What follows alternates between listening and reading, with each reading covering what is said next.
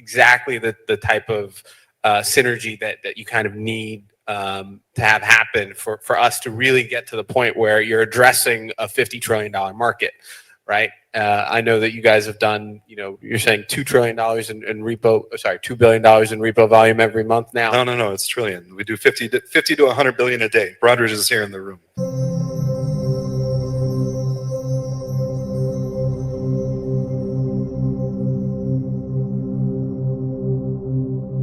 Alrighty, what is going on, everybody? Welcome back to another CYPRX video banger. In today's video, we're going to be diving into some video clips that are going to show you all the breadth and the scale of how much money is about to flood into the digital asset ecosystem, handsomely rewarding individuals that have patience and a long-term vision. Welcome back to the CYPRX platform.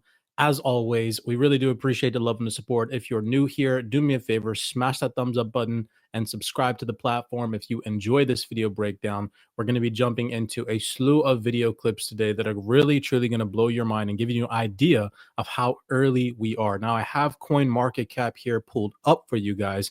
Bitcoin currently, as of time of recording, trading at $106,000 per Bitcoin. That is absolutely insane to see, considering that I've been involved in Bitcoin since 2016, 2017. What a monumental ride. Now, this is not a Bitcoin related video breakdown, more so oriented towards the total cryptocurrency market cap, which as of time of recording right now is sitting at $3.7 trillion.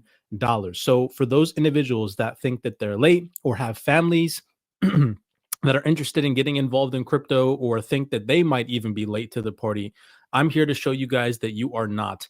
The amount of money that is set to come into this space is staggering, and anybody with a brain would see that there is a massive opportunity still here in this digital asset ecosystem where we currently stand today, even though we are at $3.7 trillion. Now, we're going to start here with this post that I just dropped to you guys. This is a PDF from Standard Chartered labeled Stablecoins, the First Killer Application. And it is in collaboration with Zoidia Markets. Obviously, of course, Zoidia Markets, major institutional custodian provider. What's next for stablecoins? It reads here. Now, this is mind-blowing. At present, stablecoins are equivalent in size to only 1% of the US M2 transactions and just 1% of FX transactions. For the record, the M2 money supply is approximately $21 trillion worth of value. Now, that is outdated. That was as of 2023. That was the last updated information that I could get on that publicly, at least from what I found. So just take that into consideration. And it's saying that stablecoins only represent 1% of that. Okay. Now, in green right here, it says, as the sector becomes legitimized, a move to 10% on each measure is feasible. 10% of, according to 2023, the M2 money supply is approximately $21 trillion. You guys do that math. Think both cross-border payments and via non-USD stablecoins, FX equivalent transactions are key growth areas that could achieve this. That is absolutely massive. And it talks about how more progress is likely to come underway as the Trump administration takes power in early 2025. Now, sit back, relax. I'm going to play a whole bunch of different video clips that not a lot of people have seen, considering the amount of views on these videos, that are going to confirm that this is to be the case as we progress in the future, heading into 2025. Check this out. So we're going to first come here to a video fireside chat of Sergey Nazarov, the co-founder of Chainlink. And this video was posted a month ago, only has 309 views. Listen here to what Sergey has to say about even if the total cryptocurrency market cap in real world asset tokenization just, accumulated 1% of the total money supply. Just listen to what he says here. This is mind blowing. Cryptocurrencies, it will be about blockchain technology being used for all assets, not just for this cryptocurrency will be a part of it. It'll be a few $1 trillion of value, but there will be more trillions in value in this other format of RWAs, tokenized funds, all this stuff. And for that to happen, you don't even need 1% of that to go on chain. It's sub 1%, So you really don't have to be that right about this. Because the sub 1% is still multiple trillions, and yeah, it's especially global markets. In total, we're talking about hundreds of trillions. So you just need sub 1%. Like, how far can interest in cryptocurrencies go? We can go from 2 to 10 trillion. So you guys get the picture, right? He went on to mention that sub 1% would be multiple trillions of dollars. Now crypto is going to soak up a portion of that, right? Okay. And so moving on, these are individual representatives from large financial institutions. You have individual representatives like Broadridge in the room, Galaxy Digital, so on and so forth. Okay.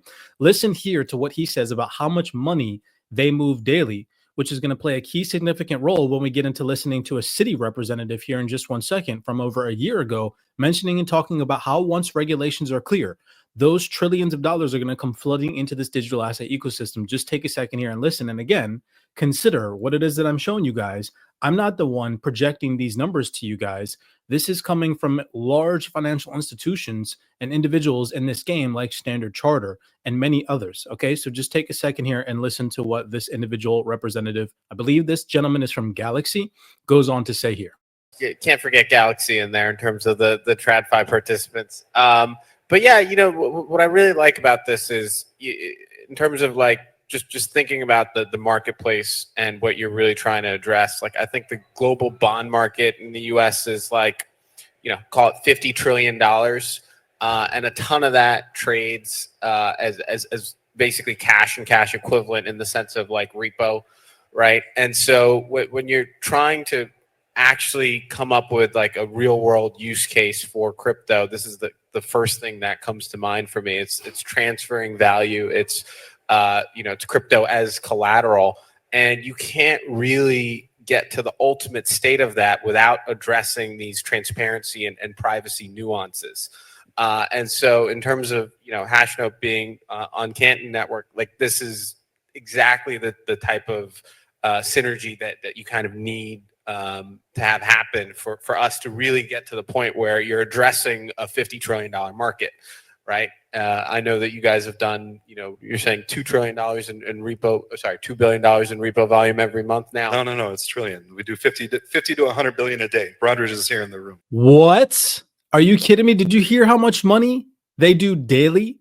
And he mentioned that Broadridge is sitting in the room. Now. No, it's trillion. We do 50 to 100 billion a day. Broadridge is here in the room. Do you guys remember a little tiny video clip that I shared with you all just a couple of months ago of the Broadridge CEO mentioning that crypto is not dead and it's not going away? Where you and Broadridge, are you seeing the move to DLT-based platforms, okay?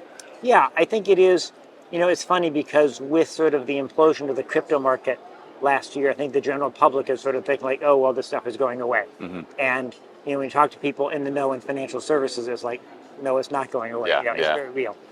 Again, the devil is in the freaking details. You cannot make this stuff up. $3.7 trillion market cap right now for the total cryptocurrency market is absolute peanuts compared to what is coming if you zoom out and you look at the long-term perspective of this space. Granted, short-term price fluctuations, meaning another market crash, is possible 100%. We can't take that risk off the table. It is still something that possibly remains in the near future. But when you zoom out and you look 2 years, 3 years, 5 years down the road, this market is going to look like a hockey stick looking back in time. Now, fast forward after we've heard all of those representatives back to the European Blockchain Convention that took place last year. These are the last two video clips I'm going to play for you guys. Do you remember David Cunningham from Citi went on to say this? But, you know, to do this in a regulated environment takes a lot longer than an afternoon. So what I've seen really is, which is good news for everybody who has expertise here, is that we're truly seeing large organizations do things at a scale which we haven't seen before using this technology, and those who have skills to help empower regular financial market infrastructure and regular players like globally systematically important banks like ourselves to operate in this space. We need your skills and we need your help, and I think we're going to see a massive adoption you know, in the next number of years where this really grows in the regulated space too, which is really exciting. But I think the key thing about all of this is that every element of doing this in a regulated environment takes some time and takes some effort and takes some coordination and takes a lot of work in terms of standards and standard setting as well. So, you know, for me, I'm really excited to see how this tech is going to really massively scale over the next few years into many trillions of volume and scale.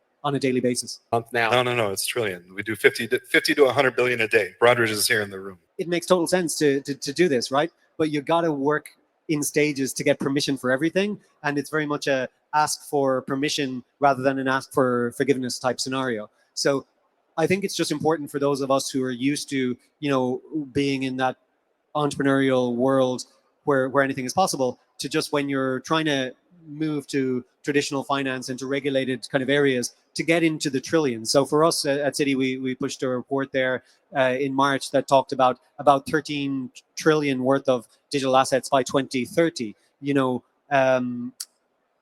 is going to be huge. And then you've got the global payments.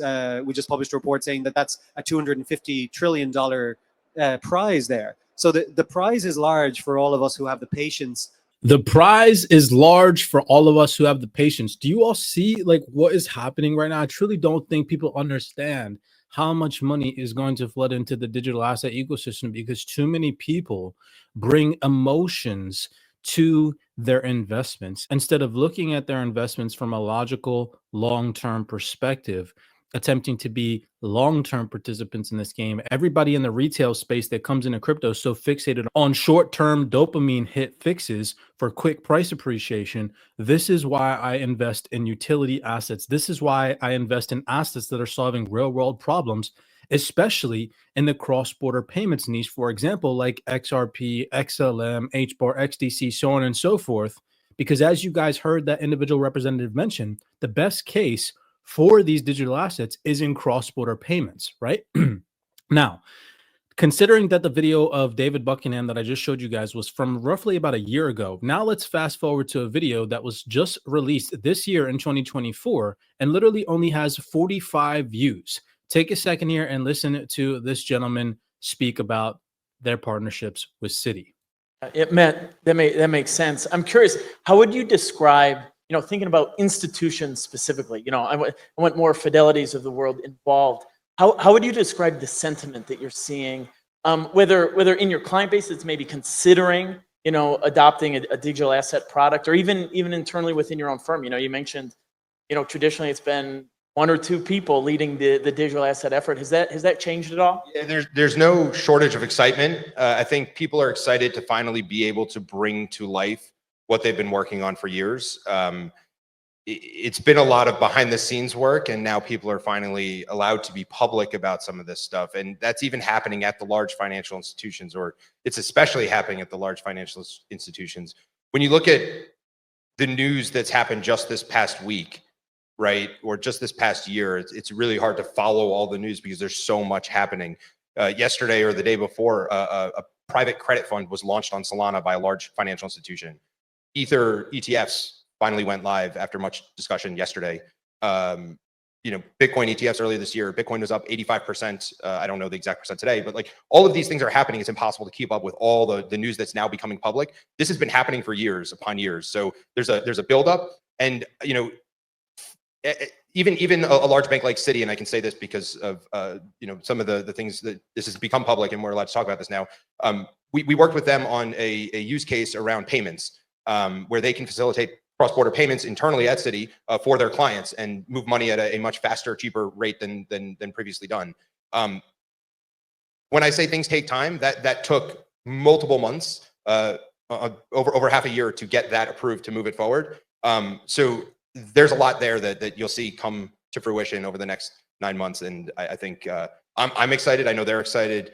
I think just everyone is excited, right? There's retail investors are excited as well. But I'm not saying it's all going to happen overnight. But it's coming. So and it really will change the fabric of financial services. Boom, drops the mic. Okay, and I mean, it's so monumental that people, this video, like I said, only has 45 views. It's insane the amount of information that people are not getting because they're not gathering it from the right sources. With all of that in mind, again, showing you video clips that rarely ever get noticed by the mainstream, the fact that we are sitting at $3.7 trillion after what I just showed you guys should give you all the optimistic perspective long term, even if we see short term price fluctuations, that digital assets that actually have real world value and valid use cases like XRP, XLM, HBAR, XDC, all these utility assets that we've been stacking for years now, will have monumental price appreciation and gains over the next consecutive couple of years, but it's not some overnight quick get rich schematic. Look at all the individuals that were talking crap about XRP when it was sub 50 cents, now having to buy it over $2.30 as of time of recording this video. And that's not to say that price couldn't fluctuate in the near future, but again, zoom out, be patient, have a long-term perspective, and pay attention to what these financial institutions are telling you guys, because they're not hiding this stuff anymore. Right? As you heard the individual representative mention, they can now publicly and openly talk about some things that have been happening behind the scenes for years now, and that there is a buildup taking place. That buildup is all going to explode over the next consecutive couple of years as regulations are firmly planted. I cannot stress enough that now is the time to do your due diligence, to research, to buckle down, to have a long-term perspective, and to not get shaken out by bringing your short-term emotions to this market. As always, many blessings to you guys. Remember, none of this is financial advice. I'm not telling you guys to go out there and buy crypto. I'm just here to show you guys that there are still massive opportunities in this space, considering that trillions of dollars are about to flood into this space over the next consecutive couple of years, and we are only sitting at 3.7 trillion. With that being said, as always, many blessings. Smash that thumbs up button and subscribe if you enjoyed this video breakdown. If you guys want more in-depth research related content, you guys can head over to CYPRXtraining.com. We have multiple different ways that you can join our private platforms. I hope to see you guys on the inside. With that being said, I'll see you all in the next video breakdown.